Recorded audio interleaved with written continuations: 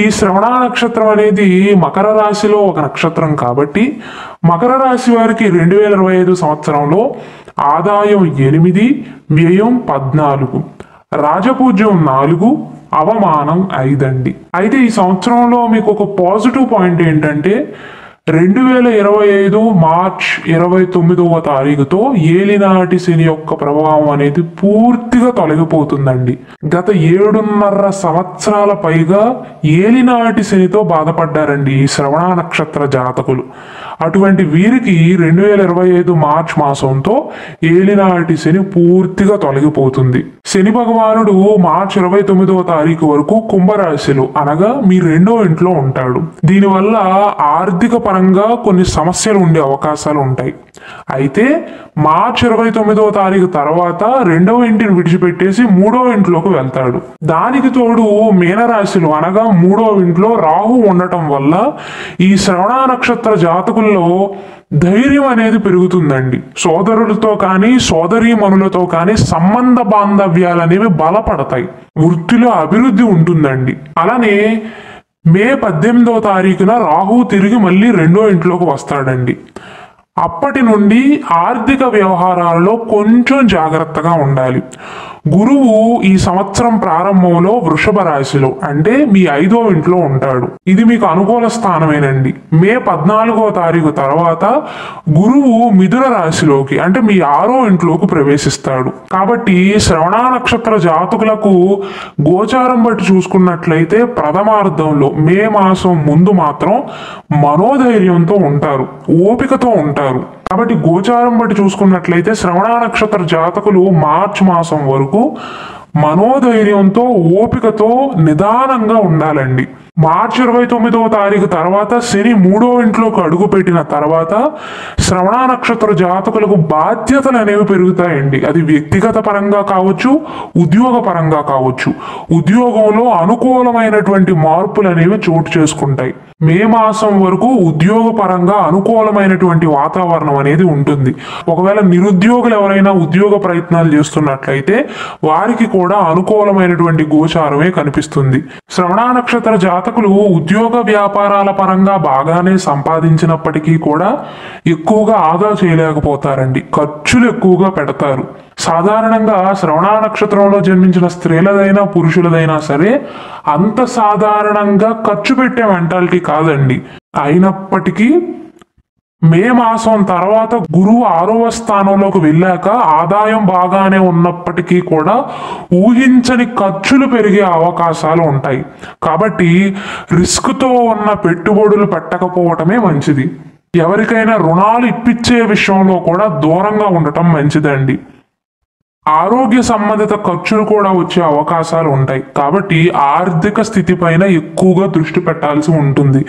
ముఖ్యంగా మే మాసం తర్వాత కుటుంబ పరంగా చూసినట్లయితే కుటుంబ పరంగా అయితే సానుకూలమైనటువంటి వాతావరణమే సూచిస్తుంది. కుటుంబ వాతావరణం అనేది చాలా ఆప్యాయంగా ప్రశాంతంగా ఉంటుందండి. కుటుంబ సభ్యులతో బలమైన బంధం అనేది ఏర్పడుతుంది. ముఖ్యంగా నేను ఇంతకు ముందు చెప్పినట్లుగా సోదరులతో సోదరీమణులతో మంచి సంబంధాలు అనేవి ఉంటాయి.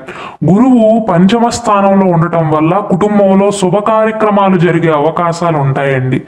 పిల్లలు పుట్టడం కానీ లేదా ఇంట్లో కుటుంబ సభ్యులకు వివాహం అవటం కానీ లేదా దైవ కార్యక్రమాలు ఏమైనా చేపట్టడం కానీ ఇలాంటివి జరిగే అవకాశాలు ఉంటాయి. అంటే ఏదో ఒక రకంగా గురువు 5వ స్థానంలో ఉన్నప్పుడు కుటుంబంలో శుభ కార్యక్రమాలు జరిగే అవకాశాలు, బంధుమిత్రులతో కలయిక కానీ చుట్టాలు ఇంటికి రావటం కానీ జరుగుతుంది. కుటుంబంలో ఆనందాన్ని ఐక్యతను పెంచుతాడండి. సమాజంలో కూడా శ్రవణ నక్షత్ర జాతకులకు మే మాసం ముందు కీర్తి ప్రతిష్ట అనేవి పెరుగుతాయి. సామాజిక కార్యక్రమాలలో కూడా చాలా ఉత్సాహంగా పాల్గొంటారు. అయితే ఈ సంవత్సరం ద్వితీయార్థంలో మే మాసం తర్వాత ఉద్యోగ బాధ్యతల వల్ల కానీ లేదా ఇతర బాధ్యతల వల్ల కుటుంబ సభ్యులతో ఎక్కువ సమయాన్ని గడపలేకపోతారండి. మే మాసం తర్వాత ఎక్కువగా బిజీగా ఉండే అవకాశాలు ఉంటాయి. కుటుంబ సభ్యులతో ఎక్కువ సమయాన్ని కేటాయించలేకపోతారు. ఆ ఒత్తిడి వల్ల కుటుంబ సభ్యులకి మీకు మధ్య అభిప్రాయ భేదాలు వచ్చే అవకాశాలు ఉంటాయి. కాబట్టే మే మాసం తర్వాత కొన్ని జాగ్రత్తలు తీసుకుంటే సరిపోతుంది. అలాని శ్రవణ నక్షత్ర జాతకులకు మే మాసం తర్వాత అంతా అననుకూలంగా ఉంటుంది అని కాదు. ఇది కేవలం జాగ్రత్తలు తీసుకోవటానికి మాత్రమే చెప్తున్నానండి. ఉద్యోగ బాధ్యతల వల్ల, ఇంటి బాధ్యతల వల్ల, కుటుంబ సభ్యులతో ఎక్కువ సమయాన్ని కేటాయించలేకపోవటం వల్ల వారిపైన మీకు ప్రేమ తగ్గిందేమోనని భావిస్తారు. కాబట్టి కుటుంబ సభ్యులతో ఎక్కువ సమయాన్ని గడిపేలాగా ప్రయత్నం చేయండి, బయట మీరు ఎంత బిజీగా ఉన్నప్పటికీ కూడా. అలాగే ఈ సంవత్సరం ద్వితీయార్థంలో మే తర్వాత రాహుకేతువులు, ఛాయాగ్రహాలైనటువంటి రాహుకేతువుల యొక్క గోచారం అనేది మీకు అంత అనుకూలంగా ఉండదు. కాబట్టి ముఖ్యంగా మీ మాట తీరు కారణంగా, మీ ప్రవర్తన కారణంగా మీ కుటుంబ సభ్యులు ఇబ్బంది పడటం కానీ, మీతో వివాదానికి దిగటం కానీ జరిగే అవకాశాలు ఉంటాయి. కాబట్టి మే మాసం తర్వాత ఇలాంటి సందర్భాలలో సంయమనం పాటించడం మంచిదండి. వివాదాలు అనేవి పెరగకుండా చూసుకోండి. ఆరోగ్యపరంగా చూసుకున్నట్లయితే శ్రవణ నక్షత్ర జాతకులకు సంవత్సరం మిడిల్ వరకు ఆరోగ్యం అనేది బాగానే ఉంటుందండి. శని భగవానుడి యొక్క ప్రభావం వల్ల రోగనిరోధక శక్తి అనేది పెరగటం, మనశ్శాంతి చేకూరటం, క్రమశిక్షణతో కూడిన జీవన శైలిని పాటిస్తారండి. అంటే లిమిటెడ్గా ఆహారాన్ని తీసుకోవటం కానీ, వ్యాయామం చేయటం కానీ, ఆరోగ్యకరమైనటువంటి ఆహారాన్ని తీసుకునే ప్రయత్నాలు చేస్తారు. అంటే ఎవ్వరూ చెప్పకుండానే మీ అంతరగా మీకే మీ ఆరోగ్యం పైన ఇంట్రెస్ట్ వస్తుంది. మే మాసం వరకు ఆరోగ్యపరంగా పెద్ద సమస్యలు ఏమీ ఉండవండి. అయితే మే మాసం తర్వాత చిన్న చిన్న అనారోగ్య సమస్యలతో బాధపడే అవకాశాలు ఉంటాయి.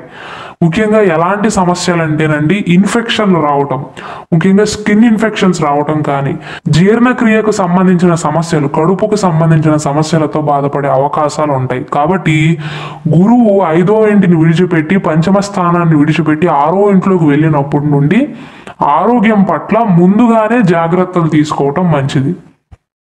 మీరు ఎంత బిజీగా ఉన్నా, ఎటువంటి వృత్తి వ్యాపారాలలో స్థిరపడి ఎంత ఖాళీ లేకపోయినా కొంత సమయాన్ని కేటాయించి మార్నింగ్ కానీ ఈవినింగ్ కానీ క్రమం తప్పకుండా కొంతసేపు అయినా సరే వ్యాయామం చేయటం, ఒత్తిడిని తగ్గించుకునే ప్రయత్నం చేయటం ముఖ్యమండి. ఎందుకంటే శ్రవణ నక్షత్ర జాతకులు కనుక ఎప్పుడైనా పని ఒత్తిడిగా ఫీల్ అయినట్లయితే ఆ ప్రభావం అనేది ఇంటిపైన పడుతుందండి.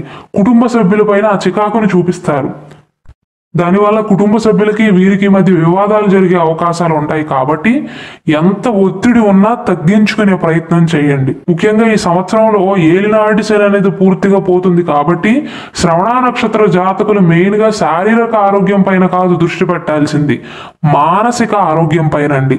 శారీరకంగా మీకు పెద్దగా ఇబ్బందులు ఉండవండి. ఎక్కువగా ఉండే వల్ల 2వ ఇంట్లో రాహు, 8వ ఇంట్లో కేతు ఉంటాడు. కాబట్టి చర్మ సంబంధిత సమస్యలతో బాధపడతారు. మొత్తం మీద చూసుకున్నట్లయితే ఆరోగ్యపరంగా మార్చి 29వ తారీఖు వరకు మీకు కాస్త బద్ధకంగా అనిపిస్తుంది. అప్పటితో ఏలినాటి శని పూర్తయిపోతుంది. మార్చి 29 నుండి శని గోచారం అనేది అనుకూలంగా ఉంటుంది. కాబట్టి ఎటువంటి ఆరోగ్య సమస్యలు వచ్చినా చాలా త్వరగా బయటపడగలుగుతారండి. చాలా త్వరగా రికవరీ అవ్వగలుగుతారు. రోగనిరోధక శక్తి అనేది పెరుగుతుందండి. శారీరకంగా ఫిట్ గా ఉంటారు. మానసిక ఆరోగ్యం కూడా బాగుంటుంది. అయితే ఎటు తిరిగి మే మాసం తర్వాత పని ఒత్తిడి ఎక్కువగా ఉండటం, బాధ్యతలు పెరగటం వల్ల మానసికంగా కొద్దిగా దిగులుగా ఉంటారు. ఒత్తిడి వల్ల మాత్రమే. వ్యాపార పరంగా అయితే ఈ సంవత్సరం అనేది 2025 సంవత్సరం అనేది శ్రవణ నక్షత్ర జాతకులు జాగ్రత్తగా వ్యాపారాన్ని చేస్తే వృద్ధి చెందే అవకాశాలు ఖచ్చితంగా ఉన్నాయి. అయితే ఉద్యోగస్తులకు మే మాసం వరకు అనుకూలంగా ఉంటుంది. మే మాసం తర్వాత మిక్స్డ్ రిజల్ట్స్ అనేవి ఉంటాయి. పూర్తిగా అనుకూలం కాదు, పూర్తిగా అననుకూలం కూడా కాదు. ఎటు తిరిగి వ్యాపారస్తుల విషయానికి వస్తే మే మాసం వరకు బాగుంటుంది. మే మాసం తర్వాత కొన్ని సవాళ్లను ఎదుర్కోక తప్పదండి. ముఖ్యంగా ఎవరైతే భాగస్వామ్య వ్యాపారాలు చేసేవారు, మే వరకు 3వ ఇంట్లో రాహు ఉండటం ధైర్యాన్ని పెంచుతాడండి. కొత్త ఆలోచనలు వస్తాయి.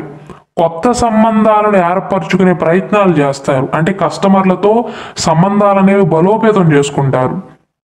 మీ నెట్వర్క్ అనేది పెరుగుతుంది. మే మాసం వరకు వ్యాపారం అనేది సజావుగా సాగే అవకాశాలు ఉంటాయి. మే తర్వాత గురువు 6వ ఇంట్లోకి అడుగుపెట్టిన తర్వాత కొన్ని అడ్డంకులు ఎదురయ్యే అవకాశాలు ఉంటాయి. ముఖ్యంగా ఎవరి వల్ల అంటే పోటీదారులు పెరుగుతారండి. మీకు పోటీనిచ్చేవారు ఎక్కువ అవుతారు. అలానే మీరు ఉన్న మార్కెట్లో కూడా మార్పులు చేర్పులు అనేవి జరుగుతాయి. దానివల్ల కొన్ని సవాళ్ళను ఎదుర్కొంటారు. కావున శ్రవణ నక్షత్ర జాతకులు మే మాసం తర్వాత మీ పైన ఎంత స్ట్రెస్ ఉన్నా సరే రిస్క్ మాత్రం తీసుకోవద్దండి. ఆర్థిక పరంగా రిస్క్ తీసుకోవద్దు. స్థిరంగా వృద్ధి చెందడానికి ప్రయత్నించండి తప్ప ఒకేసారి లాభాలు రావాలి అని కోరుకోవద్దు. కళారంగంలో ఉన్నవారికి, అలాగే స్వయం ఉపాధి ద్వారా జీవితాన్ని కొనసాగిస్తున్న వారికి సంవత్సరం ప్రథమార్థం చాలా బాగుంటుంది. బాగా సంపాదిస్తారు. ద్వితీయార్థంలో మిక్స్డ్ రిజల్ట్స్ ఉంటాయండి. మిశ్రమ ఫలితాలు అయితే గోచరిస్తున్నాయి. అయితే ఉద్యోగం చేసేవారికైనా, వ్యాపారం చేసేవారికైనా, ఎటువంటి రంగాల్లో స్థిరపడిన వారికైనా సరే గురువు అనుకూలంగా ఉన్న సమయంలో మే వరకు మాత్రం సృజనాత్మకత అనేది పెరుగుతుందండి. వృత్తిలో పేరు ప్రతిష్టలను సంపాదిస్తారు.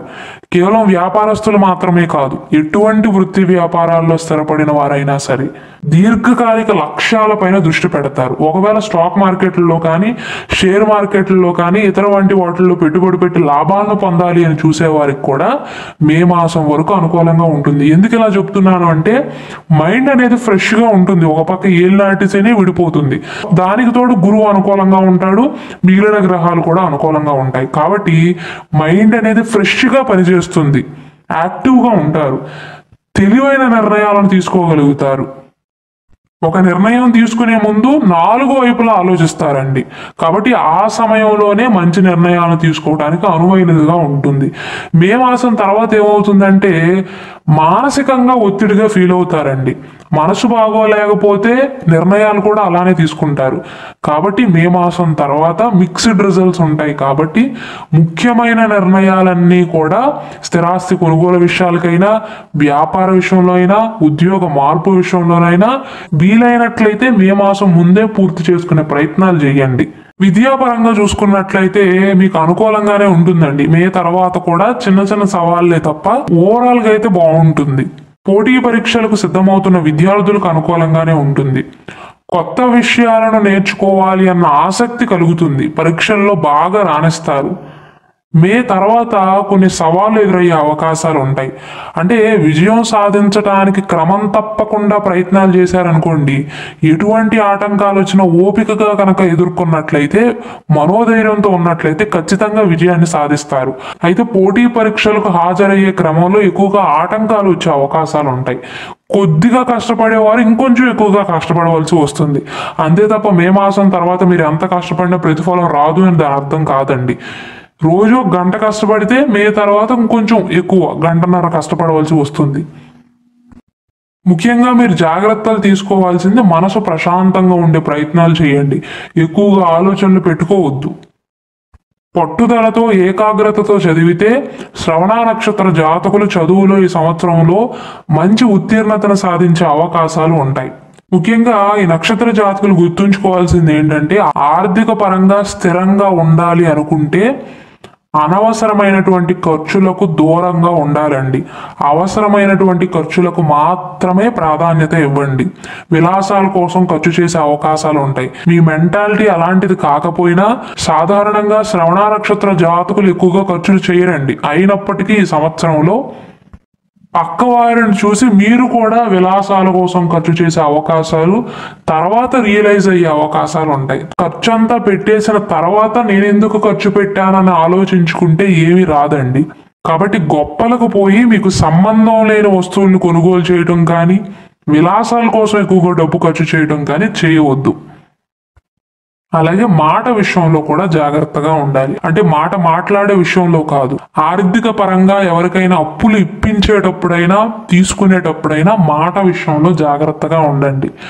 భవిష్యత్తును గుర్తుంచుకొని మాట్లాడటం మంచిది. ఉద్యోగ ప్రయత్నాలు చేస్తున్న వారు గట్టిగా మే ముందు మాత్రం ప్రయత్నాలు చేసినట్లయితే మంచి ఉద్యోగం లభించే అవకాశాలు ఉంటాయి. మే నెల తర్వాత నేను ఇంతకు ముందు చెప్పినట్లుగా కొంచెం గందరగోళ వాతావరణానికి గురవుతారండి. అంటే మీరు చేసిన పనికి గుర్తింపు రాలేదనే ఉద్దేశంతో మీ సహ ఉద్యోగులను మీరే ఇబ్బంది పెట్టే అవకాశాలు ఉంటాయి.